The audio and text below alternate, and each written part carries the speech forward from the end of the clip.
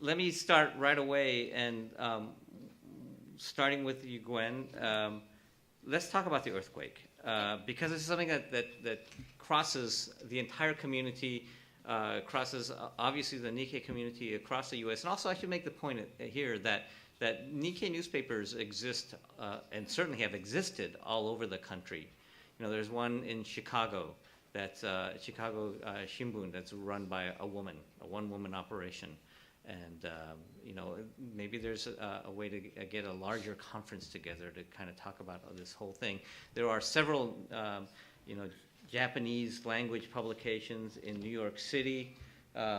Like here, you know, there's, I don't know how many of you go around, if you're at, you know, in Little Tokyo and you pick up some of these publications like Japan Up, Lighthouse, or La La La, which are, you know, aimed directly at the Japanese community, the not so much the Nikkei community that we described, but more of the Shin Issei, I guess, the Japanese immigrant community. So, and those are in New York in abundance as well. So it definitely is all over, and everybody has focused on the earthquakes and tsunami and the really scary nuclear stuff in the last several weeks. So describe how the decisions you went through on how to cover it for all your organizations. Well, I guess as a community newspaper, we were doing a couple things after we found out about what had happened. Number one was, of course, to kind of serve as this gathering point of information of the community. I think everyone was, oh my gosh, look, what happened? What can we do? And all of a sudden, we were bombarded with various organizations who were putting on their own relief efforts. So one of the first things we did was to start posting a lot of this information online. This is one place where you could really see the expansiveness of the web, because we could all of a sudden put maybe 50 items out there that we couldn't get into the paper. So we were doing a lot of this. You know, our Japanese staff, a lot of folks have, you know, their families all in Japan, so it's kind of, oh my gosh, are they okay? Is everybody okay? Take a breath, see how they're doing. The other thing we did was we set up a relief fund ourselves, because we know that Rafu has a standing and kind of a level of trust in the community. We teamed up with the Japan America Society and the Japanese Chamber of Commerce to start raising relief money from our readership. To date, that fund has accumulated about $100,000. So it's been a really great effort that the readers have put out there, and it's been really fantastic. So we've been doing reporting on the ground here locally, trying to figure out what's going on with all the relief efforts, keeping people up to date about the Japan news, but of course, because of the daily schedule, it's not going to be, you know, it's not the instantaneous thing that television is, but I think our readers still kind of rely on some of that information. Kenji? Yeah, for us, we've had it as a cover story 2 weeks in a row and dedicated a lot of space to it. We also have a running resource list of places where people can donate, and right now it's different relief events. There's concerts going on. Last week, I think we had stories on different JA community events in New York, LA, Little Tokyo had an event here, San Francisco, San Jose. There's a lot of emphasis on the Northern Japan Relief Fund that started by the Japanese Cultural and Community Center in Northern California, which to date, through a telethon and through various efforts, has raised over $1 million for relief. Wow. And that relief fund in particular is 100% is going to direct relief, and it's not going to any admin costs. Yeah, that's a real issue with some of the, like the Red Cross Yeah. and other organizations. Yeah, and for our part, you know, seeing this as a widespread community effort, we're putting out full-page ads throughout the duration for how long we can in support of that, of those fundraising efforts. Shige? Yes. Right after the earthquake, I start to receive the inquiry from the major news organizations in Los Angeles, like Los Angeles Times, City News Service, and several TV stations. Because I'm sending email blast almost every day. And my email blast is kind of trustworthy for those professional journalists. Then I became a kind of the clearinghouse of the Nikkei communities to outside of the Nikkei communities. So then I provide contact information of the Kenjinkai Prefectural Association, which was affected by the earthquake. And also I provide very first reaction of the Japanese American communities in Los Angeles. Then I made direct contact with someone who really experienced earthquake in Japan. Then I could generate first experience stories from Japan. Then I already explained to you, I posted that story at the website, and I am printing that full story at the paper Culture News coming issues. And the second inquiry I received from the readers is which organizations I should send. Could you introduce any organization to send donations except regular big organizations? Because some people feels the money through the major organizations won't be sent to the victims 100%.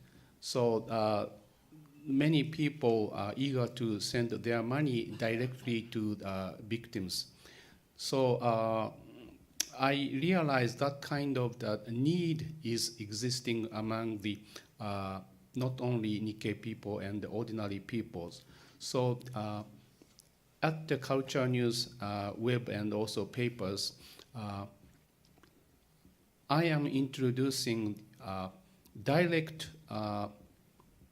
information, direct donation informations at each prefectures of deserted areas open up the bank account to receive the donation even from the overseas.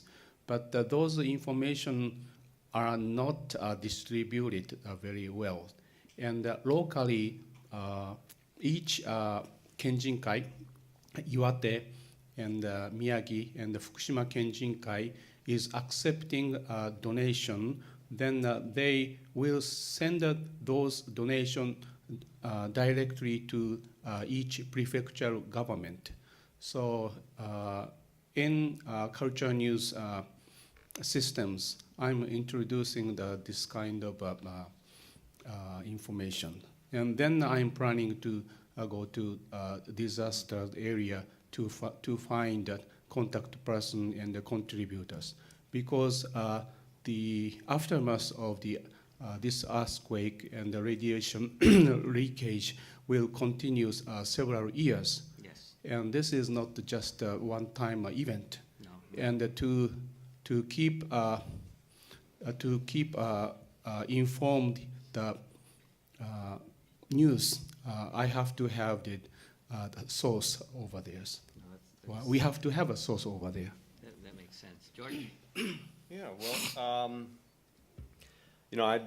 unlike the Rafu and Cultural News and Nichi Bei Times, even though as strapped as they are, I have even fewer resources. So basically, the extent of the coverage for Nikkei Nation was I did something that was kind of a first for us. Was we do have email recipients for a daily update, although it's not always daily. But I actually sent out a bulletin when I heard about that. That quake hit on Thursday night, our time, back in March, and I got a call from my sister, and she said, "Oh, this is a really big one," and we couldn't get through to our parents via the phone. So, what I did was I just found the best links that I could, since basically what Nikkei Nation does at this stage of its development is a lot of aggregation. And so we sent out a news bulletin. Then I followed up with a column about my impressions of what happened in the Rafu Shimpo. I even got interviewed by a reporter for the daily news out in the valley, asking me what my impressions were. And the only thing sorry about this, Mom, but they misquoted your name. They had you as Toshiko, but without the T, so figure it out. You say tomato, I say tomato. Yeah, well, anyway, the quake has been, of course, it's hard to wrap your mind around it, and for Nikkei Nation, I've just been putting all kinds of links and stories and content that I can about it onto the site. And hopefully it's stuff that maybe since we are kind of an aggregation site at this stage of the game, it's stuff that other people might not find elsewhere unless they go out looking for it themselves. I actually want to ask somebody in the audience here. Jeffrey Kimoto is the publisher, editor, main dude for a publication called Nikkei West out of Sacramento. And so you're also covering the earthquake stuff. Very little? You're linking to things? I'm linking to some things, but mainly Actually, organizations. can we get the microphone up there? Sorry. I'm not speaking loud now? Not for the cameras.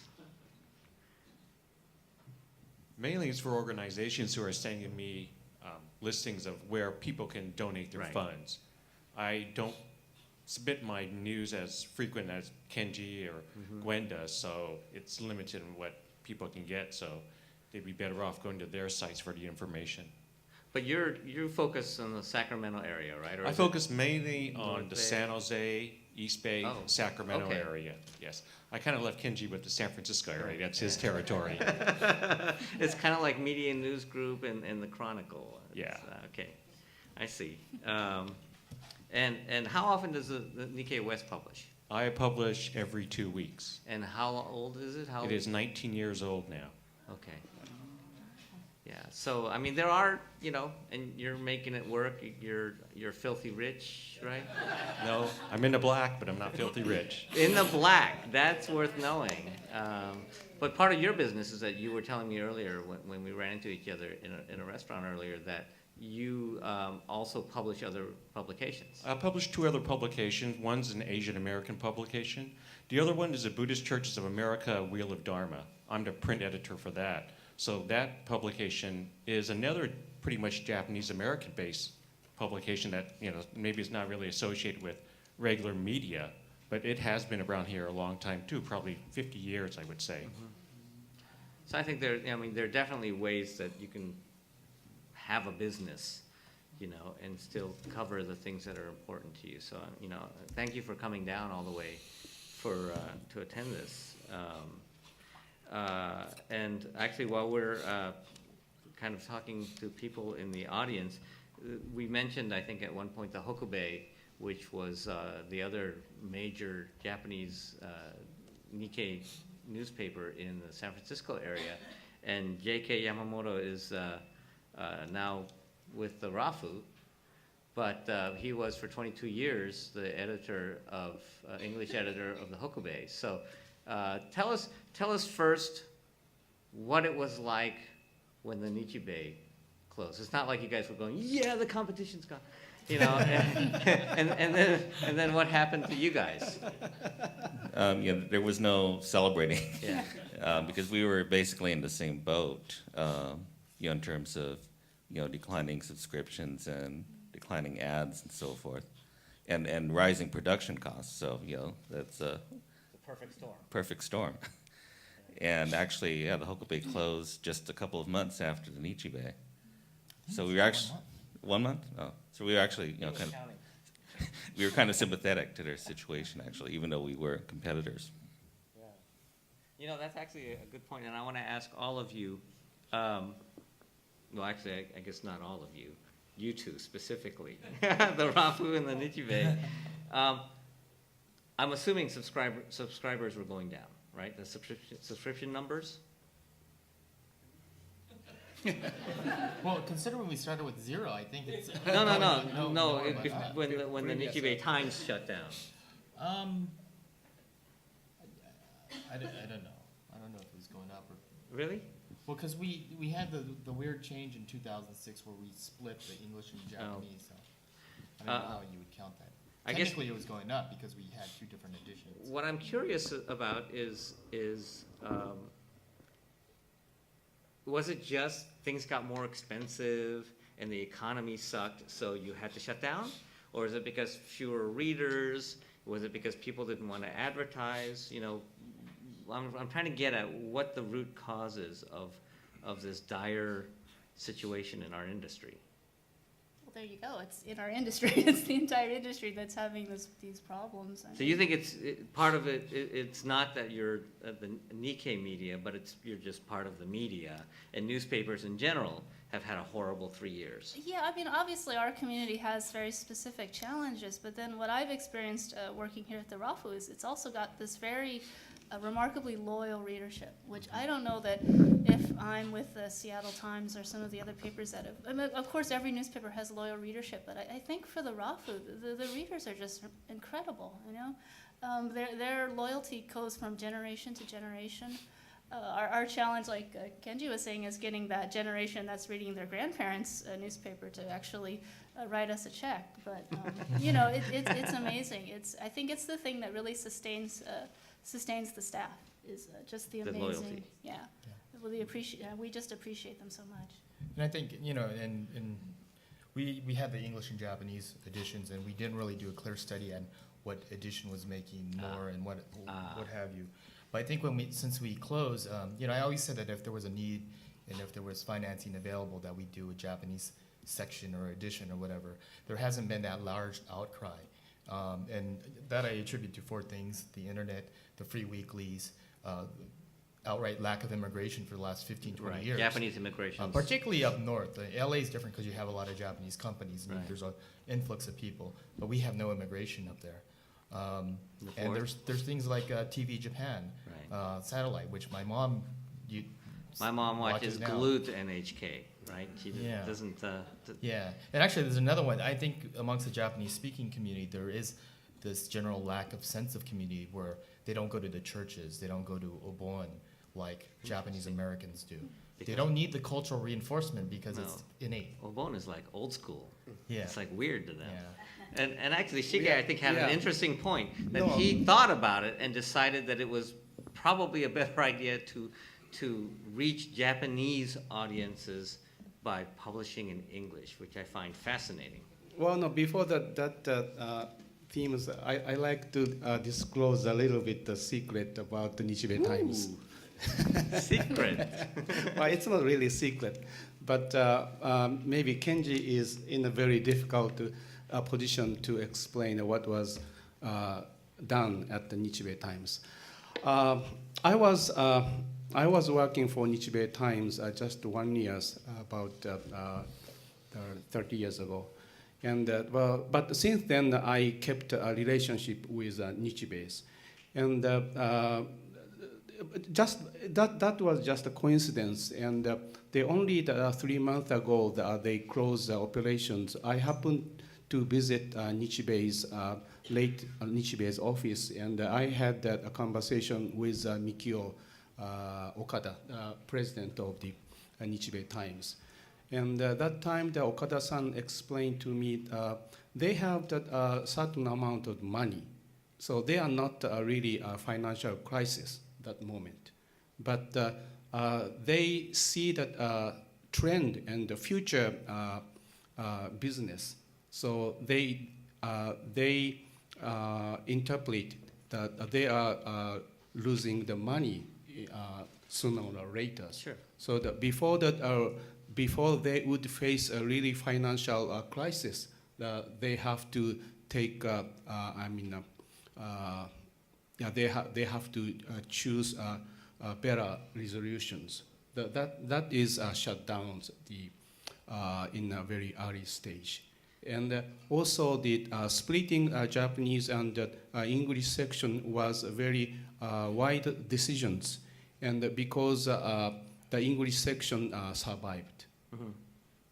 I would say that was a draconian move to just, we might be losing money in the future, so let's just shut it down now. I want to go back to actually the idea of the loyal readership that some of these publications generate. And I saw it as the PC board chair for the Pacific Citizen at JACL, where, JACL every year when I was the board chair wanted to cut the budget for the PC because it's a large part of the National JACL's budget goes into the PC, and yet the PC makes money also. But the fact of the matter is that the Pacific Citizen is the one thing that JACL members across the country can hold and identify with as their reason for being a JACL member. They're really loyal to it. So they would every year, every spring, the PC held its own spring fundraising campaign separate from JACL.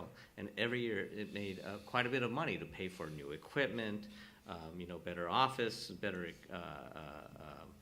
printing, and a new website and website features. So it's always been up to the readers to support it. And I want to ask, there's a woman in the audience named Iku Kiriyama, who is a who is a community member, who is now she says it's a very loose and not necessarily an organized movement.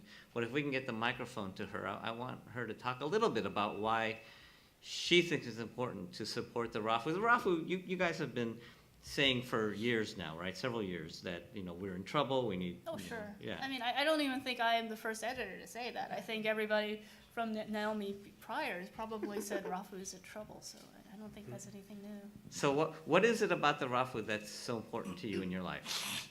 Well, actually, the Save the Rafu forum, which I initiated, first of all, from not a column, an article that I wrote called Save the Rafu. It came from a very, selfish, personal standpoint that as a person who does activities for the Japanese American Historical Society of Southern California, I relied solely on the Rafu to get the news out. Mainstream media would really not pay attention Right. to our news because we were too ethnic or too unknown, whereas forming relationships with the various editors down the line, down to Gwen, they were very supportive and willing to even agree to all my requests. So from that, pestered them, and then I didn't said, you? "Oh no, the Rafu can't go. What am I going to do? We're going to be sunk." So it was from that standpoint. And really, the forum brought together a lot of people who had more broad concerns, community, and saying that it's very necessary. And Gwen and I were talking about this earlier over lunch, and we both agreed that the paper cannot survive on trying to, let's say, instill guilt or sympathy or community service. This is your community service to keep the Rafu going. And and I think that really the challenge is addressing very actively, not waiting for the shoe to drop, but addressing actively the issue of old and young. And by that I mean, I represent, more the old part of it. No. I like to have my newspaper with my cup of coffee to cut out articles and coupons. My daughter represents the young. She says, "Mom, I don't need the newspaper. I can find everything online." So I think in terms of even the loyalty that Gwen mentioned, again, it's the dying Nisei readership. That's where the loyalty is. It's not coming from the young ones necessarily, right? It's mainly the older readership.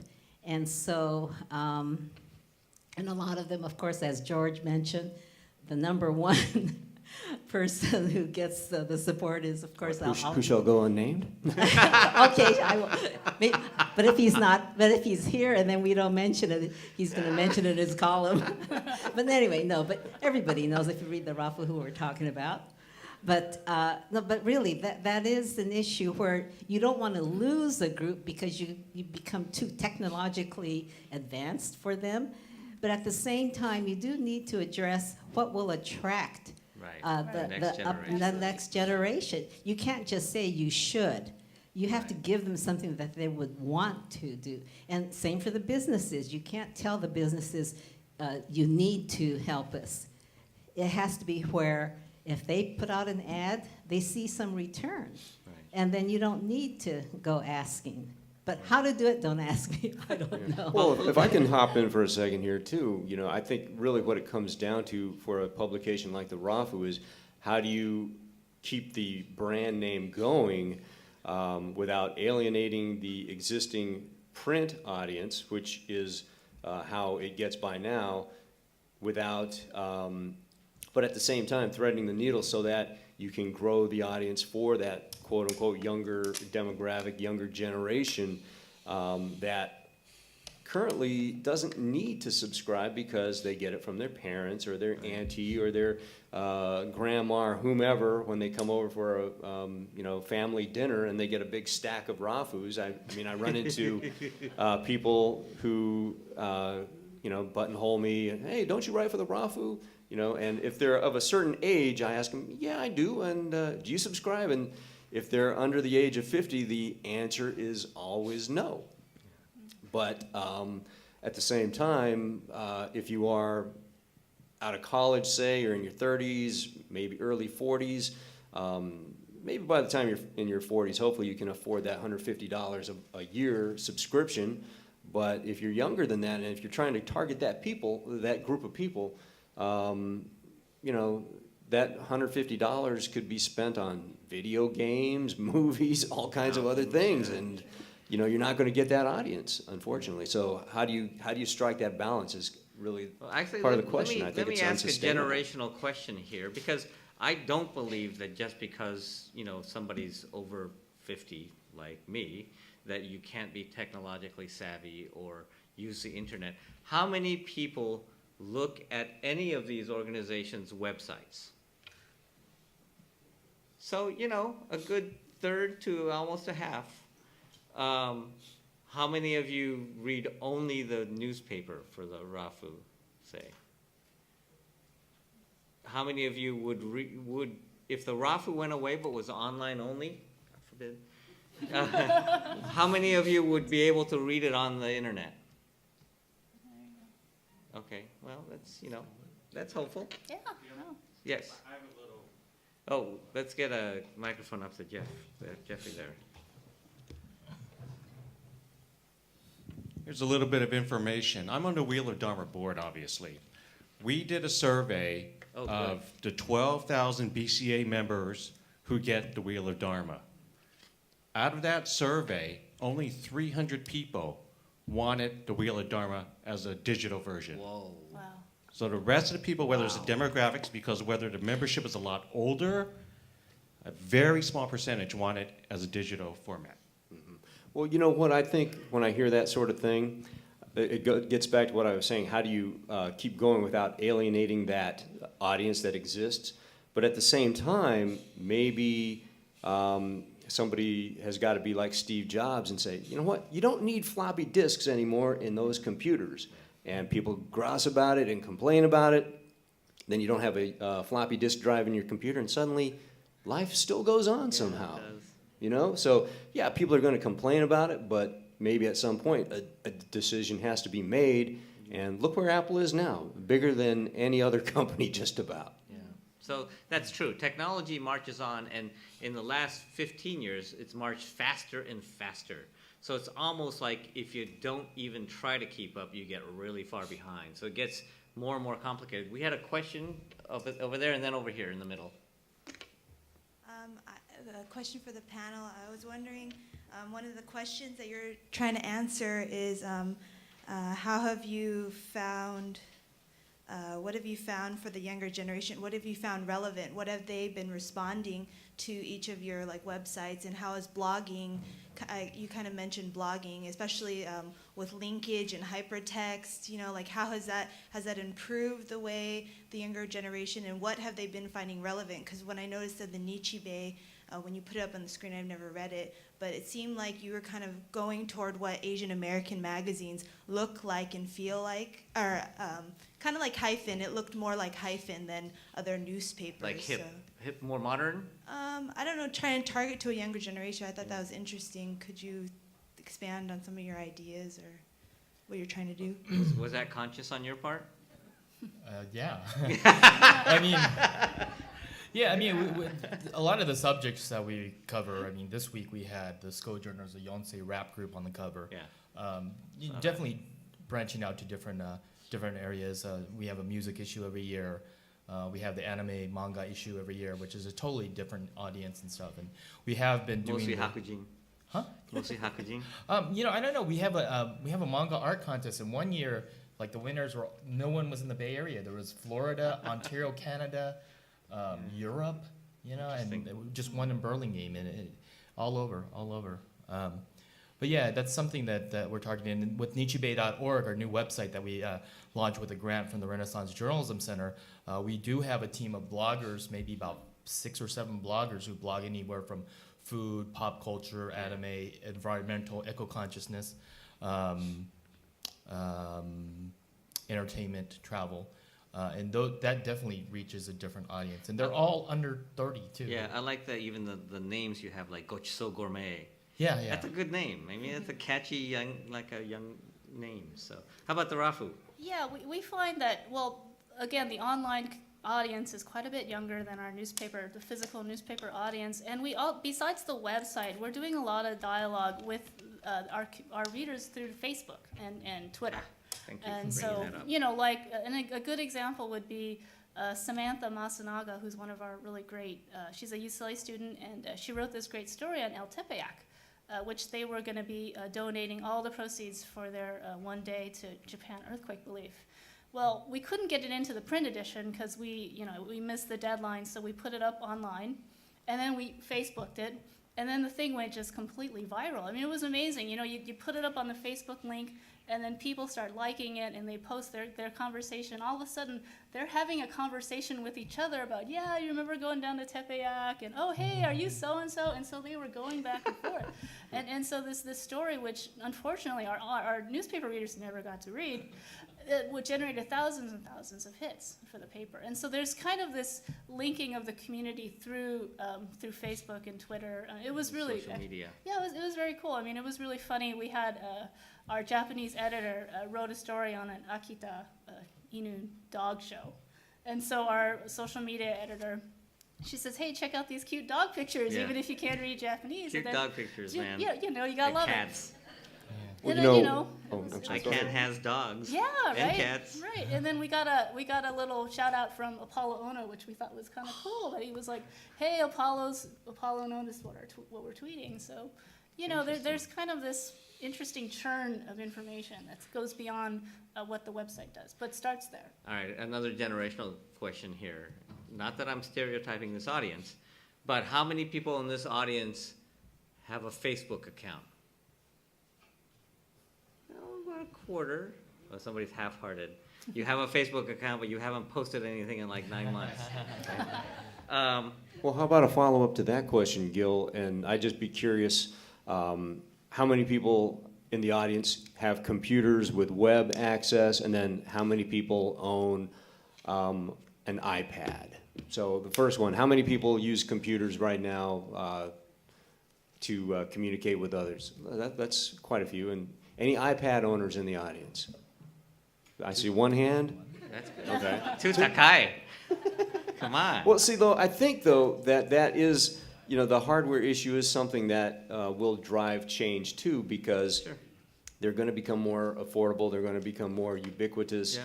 Easier to and- use. Yeah. The iPad is actually very easy to use. From what I've computer. heard, you know, quote-unquote, elderly senior citizens have gotten them, and they fall in love with them because they're so easy to use. And, you know, you mentioned it earlier, Shige mentioned it, you had a picture of you with an iPad, and, you know, maybe that is one of the things that's going to be looked at, what it was like a year ago when the first generation. Exactly a year Exactly ago. a Now year they ago. own the market. People are going to look back on that and maybe the 10-year anniversary is like, wow, that was the beginning of the change, and maybe Sure. in 5 years, if there was something like this, if there still were Japanese papers, Japanese American papers in 5 years, and there's another panel like this, you ask the same question, maybe 80% of the people will raise their hands. Yeah, I have got no my doubt pad. that it'll be different, because 10 years ago, most of you didn't have computers or weren't using computers to communicate.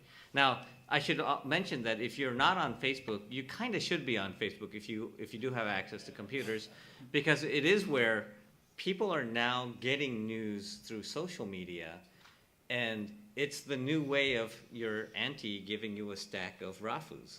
Right? Now, your friends are sharing the story from the Rafu to their 100 friends, and those 100 friends are sharing that to another 100 friends, and all of a sudden you have 10,000 people around the world looking at your one article.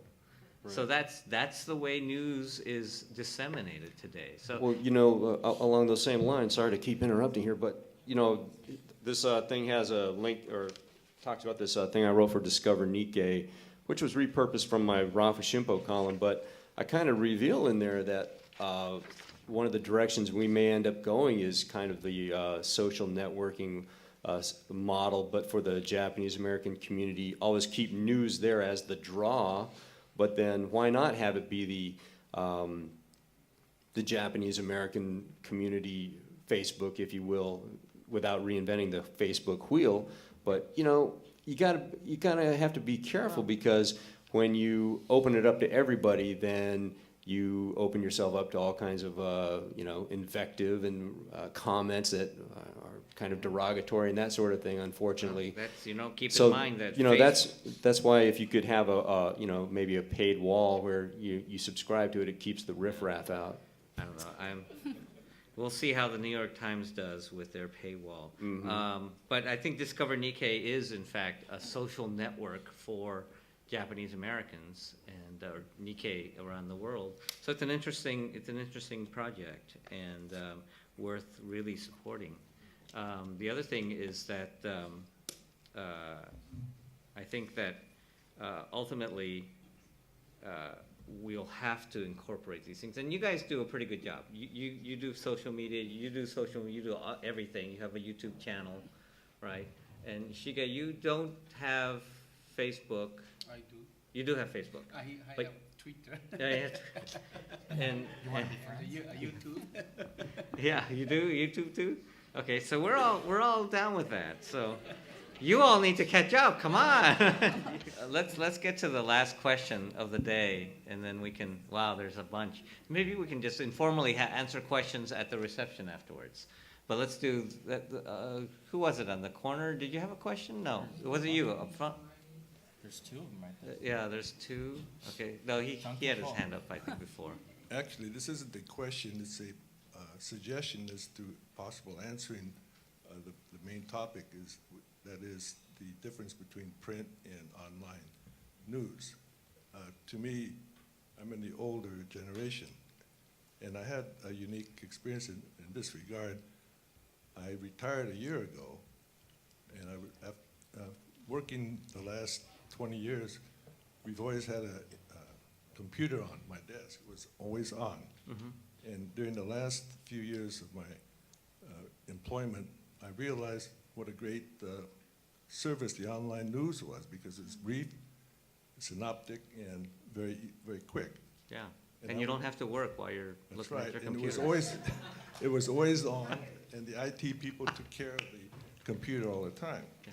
So, at the risk of exposing my ignorance, a lot of it's technological. Since I retired, I certainly have a computer, but I have such a problem getting on the internet sometime, I just go right to the print. It's mendokusai. It's really a pain sometimes. If it's it not, loses its efficiency, and I think it's a generational thing, and once a generation passes, the gap is going to narrow.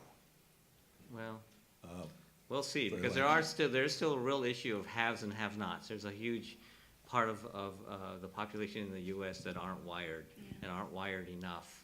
You know, and they're not going to have smartphones, and they're not going to have the latest. Well, I They're think not that- going to have an iPad because they cost $700. I think that's still generational because in our generation, there's this technological true. ignorance and intimidation. That's true. So don't be intimidated. You know, embrace the computer and be the technology, because it's changed. Certainly has changed lives and changed our society, and I think for the better overall in the last 20 years. I want to thank you all for coming. We do have a reception, right? So I want to, first of all, let's thank all our panelists.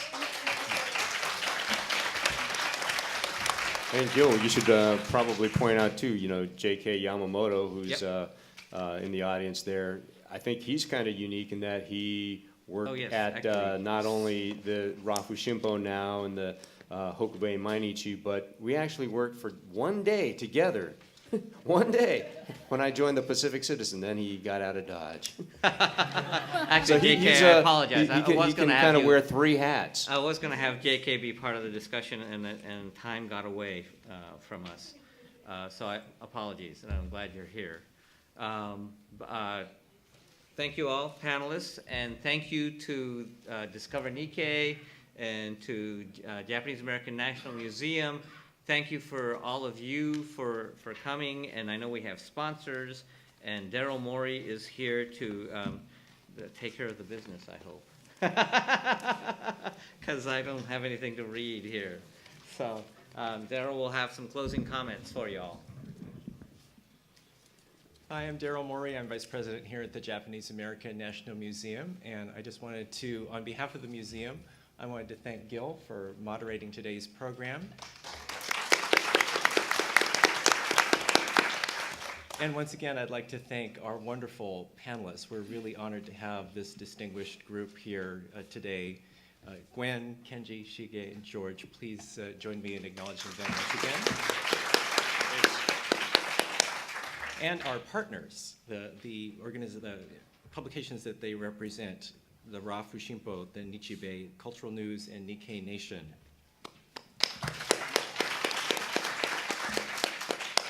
And one more round. Our sponsors for today's program, the Department of Cultural Affairs of the City of Los Angeles, the Los Angeles County Arts Commission, and of course the Nippon Foundation, which is the funder that helped us create the Discover Nikkei project. Very important supporters for the institution. We have been posting articles on Discover Nikkei related to the future of Nikkei newspapers. Information on some of them is on that orange flyer that all of you received. We will also be posting more articles in the future, including a piece about the Chicago Shimpo. As we've mentioned a couple times today, we will also be posting clips from today's program online. So we welcome you to join our Discover Nikkei email list, or follow us on Twitter, or find us on Facebook, and to find out when they're available. We are here to serve the community, and April 16th, later this month, we have our biggest annual community event, the Gala Dinner and Silent Auction, which is going to be held at the JW Marriott in Los Angeles. We hope you all can join us for that. I know some of you here are already coming to that. We have invitations available for that. We're also going to be doing our annual raffle for a Lexus Hybrid, so we have tickets available for that too. We hope you will join us in the Democracy Lab after the program for some refreshments, and you'll be able to continue the conversation there. Thank you so much for coming. We really appreciate your presence here today. Thank you.